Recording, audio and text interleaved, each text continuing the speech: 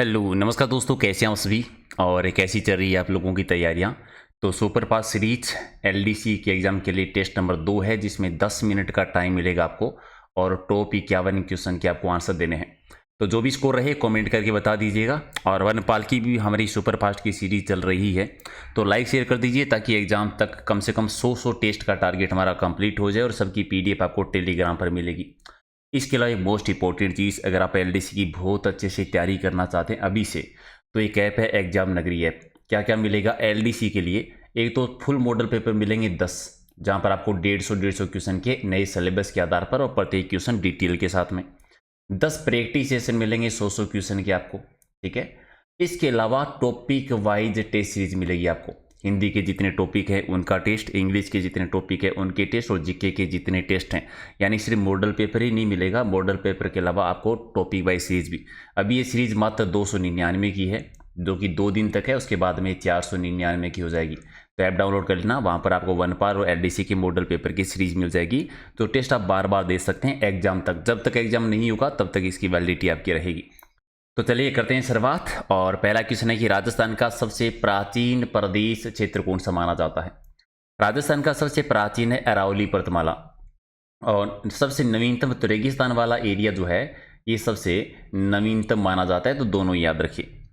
राजस्थान में पूर्णतः बारहमासी नदी कौन सी है? तो पूर्णतः राजस्थान में बहने वाली नदी कहें तो बनास नदी है, लेकिन बारहमासी नदी नहीं है। बारहमासी नदी कहें तो चंबल नदी और माही नदी दोनों ही बारहमासी नदी है नित्यवाहिनी। ठीक है, एक ही आंसर सेलेक्ट करना हो तो चंबल है। पूर्णतः राजस्थान में बहने वाली आती है बनास नदी। कहाँ से निकलती है? वो निकलती है खमनोर की पहाड़ियों से, जो कि राजसमंद में है। लंबाई आपके 480 किलोमीटर, कहीं कहीं पर आपको 512 किलोमीटर भी मिलेगा। स्वतंत्रता सेनानी और शहीद सागमर गोपाजी कहाँ के निवासी थे? जैसलमेर के थे। और इनकी 3 पुस्तकें बहुत प्रसिद्ध है, याद रखिए। आज़ादी के दीवाने, जैसलमेर में गुंडाराज और रघुनाथ सिंह का मुकदमा किसके शासनकाल में थे? जवाहर सिंह शासन कर रहे थे, जो कि जैसलमेर के अंतिम शासक थे। राजस्थान की जलवायु में मावट का क्या अभिप्राय है? तो भूमध्य सागर से जो चक्रवात आते हैं पश्चिमी विक्षोभ से, तो शीतकाल में यानी सर्दियों में वर्षा होती है, जिसको मावट कहते हैं, जो कि रबी की फसल के लिए लाभदायक है।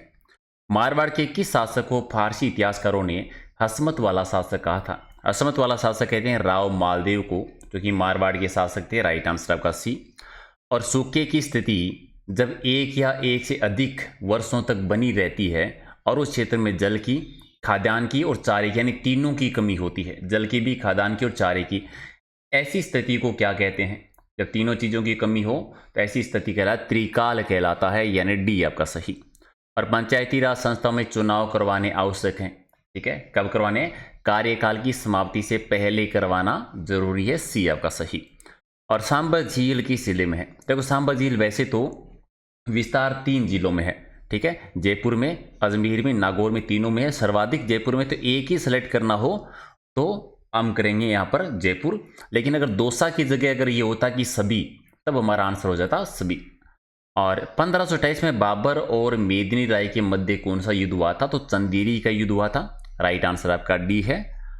और जिस अभिलेख में शाकंभरी के चौहान शासकों की उपलब्धि का वर्णन है वो कौन? शाकंभरी के चौहान, शाकंभरी के चौहान यानी सांबर के चौहान, इन्हीं को आप कह सकते हो सपाद लक्ष्य के चौहान। ठीक है, शाकंभरी माता का मंदिर है सांबर झील के किनारे पर। और ये बिजोलिया का शिलालेख की जानकारी मिलती है। बिजोलिया का शिलालेख 1170 का है, सोमेश्वर चौहान के टाइम का। बिजोलिया भीलवाड़ा में है, तो यह अभिलेख में भीलवाड़ा में मिला था। अधोगति, अधोगति शब्द में उपसर्ग बताना है कि किस उपसर्ग का प्रयोग हुआ है? तो अधे उपसर्ग का, तो राइट आंसर आपका सी। और आह्वान का विलोम शब्द क्या होगा? तो आह्वान का विलोम शब्द क्या होता है? विसर्जन। तो राइट आंसर आपका सी हो जाएगा, सही है। बुराइयों से सदैव दूर रहिए, इस वाक्यांश के लिए रहेगा शब्द में संज्ञा क्या होगी? ठीक है, बुराइयों से, तो ये क्या है? जातिवाचक है। बुराइयों से यानी जातिवाचक संज्ञा, तो राइट आंसर आपका डी हो जाएगा, सही है। अगला है कि हमें बड़ों का आदर करना चाहिए, ये किस प्रकार का एक वाक्य है? बड़ों का आदर करना चाहिए, तो बड़ों का आदर करना चाहिए। ठीक है, तो किस प्रकार का वाक्य हो गया? अज्ञात प्रकार का वाक्य है, निश्चात प्रकार का वाक्य है, संकेतार्थ है, इच्छार्थ है। तो इच्छार्थ प्रकार का वाक्य है, बी आपका सही है। और उच्चारण शब्द का सही संधि विच्छेद क्या होगा? उच्चारण का उत्धनचारण, उत्धनचारण यानी राइट आंसर आपका डी हो जाएगा सही। और उदत का सही विलोम शब्द क्या होगा? उदत का सही विलोम शब्द क्या होता है? सौम्य, सौम्य यानी राइट आंसर आपका बी सही है। और सर्वाधिक जनसंख्या घनत्व वाला संभाग कौन सा है? तो सर्वाधिक जनसंख्या घनत्व जयपुर का ही है। अगर शहरी जिले की बात करेंगे तो भी, संभाग की बात करेंगे तो डी आपका सही। उदयपुर की राजकुमारी कृष्णा कुमारी जिनके विवाह को लेकर विवाद हुआ था, ये किनकी पुत्री थी? तो ये महाराणा भीम सिंह की पुत्री थी। और विवाद जो हुआ था ये जयपुर रियासत और जोधपुर रियासत के बीच में हुआ था। जयपुर में उसमें जगत सिंह शासन कर रहे थे और जोधपुर में उसमें मानसिंह शासन कर रहे थे। गीगोली का युद्ध हुआ था 1807 में। राज्य के कितने जिलों की अंतर्राज्यीय सीमा दो दो सीमावर्ती राज्यों से लगती है? तो ऐसे 4 जिले हैं जिनकी सीमा दो दो राज्यों के साथ लगती है। और कानड़ देव जो है वो कहाँ के शासक थे? तो कानड़ देव जालोर के शासक थे। तो राइट आंसर 1311 का जालोर का जो शाखा हुआ था, अलाउद्दीन खिलजी ने जब आक्रमण किया था तो यही शासन कर रहे थे। खेजली वृक्ष की पूजा है वो किस अवसर पर की जाती है? दशहरे के टाइम पर की जाती है और खेजली मेला बढ़ता है गुड़ा बिश्नोई जोधपुर में। अरावली पर्वतमाला की सर्वोच्च परचोटी जिसकी ऊंचाई कितनी है? गुरु त्रय की तपोस्थली मानी जाती है। 1722 मैन है और जोड़ दें तो 5 जो मंदिर किए थे तो 1727 भी हो जाती है। तो जो भी ऑप्शन में आपको मिलेगा वही सही है। राज्य में सेला बासमती चावल का जो उत्पादन है वो कहाँ पर होता है? तो ये बूंदी वाले क्षेत्र में, सी आपका सही। और भीलवाड़ा का जो बिगोद के निकट होने वाले त्रिवेणी संगम में कौन सी नदी शामिल नहीं है? बिगोद में 3 नदियां बनाती है। कौन सी? बनास, बेडस और मीनाल। मोरेल नदी नहीं आती। अनुपस्थिति में उपसर्ग कौन सा है? अनुपस्थिति में कौन सा अनुपसर्ग का प्रयोग हुआ है? इनका तो राइट आंसर आपका बी है। और सही कथन का चयन करना है। शशि गा रही है और नाच रही है किस प्रकार का वाक्य है? एक संयुक्त वाक्य सही है। कठोर बनकर भी सहृदय बनो यानी सरल वाक्य है। जिसने टोपी पहन रखी थी वह बाबू कहाँ है? ये मिश्र वाक्य यानी सारे ही सही हैं। तो डी आपका सही। अंकुर का पर्याय क्या होगा? ठीक है, अंकुर का पर्याय क्या होगा? नवोभित यानी राइट आंसर का 1। और अमृत का पर्यायवाची कौन सा नहीं है इनमें से? तो अमृत का पर्यायवाची सुधा है, सोम है, पीयूष है, से नहीं है। तो राइट आंसर आपका बी। और इनमें से किस में विसर्ग संधि का प्रयोग नहीं हुआ है? तो विसर्ग संधि का प्रयोग तो पहले में नहीं है, व्यंजन संधि है। तो राइट आंसर आपका 1 हो जाएगा सही। और राज्य में राष्ट्रीय राजमार्गों की सबसे अधिक लंबाई किस जिले में? तो ऑप्शन के आधार पर सर्वाधिक लंबाई है वो किसकी है? जोधपुर जिले की, सी आपका सही। राज्य में केंद्रीय सरसों अनुसंधान केंद्र कहाँ पर है? सेवर में। और सेवर कहाँ पर है? भरतपुर में है। और राज्य में चुकंदर से चीनी बनाने का संयंत्र कहाँ पर है? चुकंदर से चीनी बनाने का संयंत्र है श्री गंगानगर में, यानी राइट आंसर आपका बी है।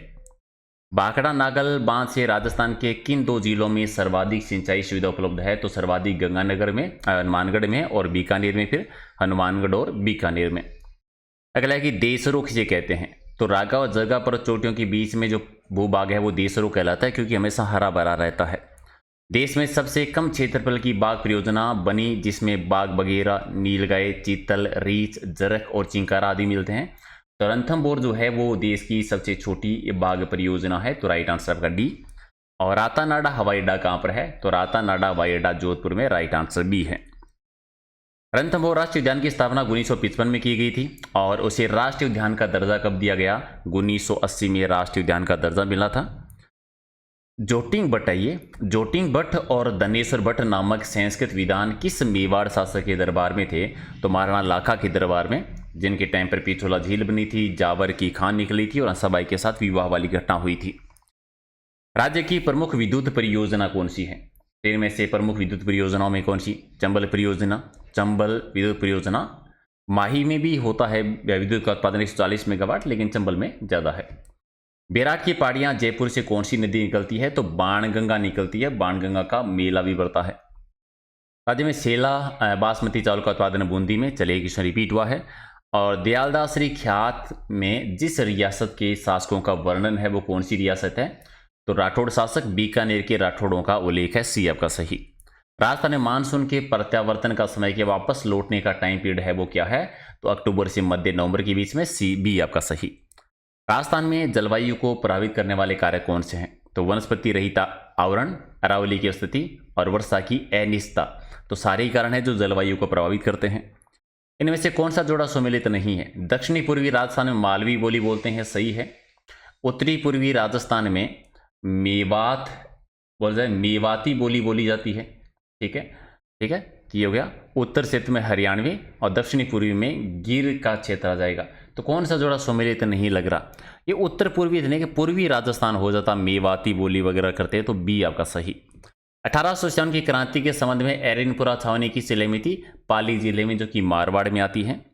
और केंद्रीय भेड़ एवं ऊन अनुसंधान संस्था राजस्थान में कहाँ पर है?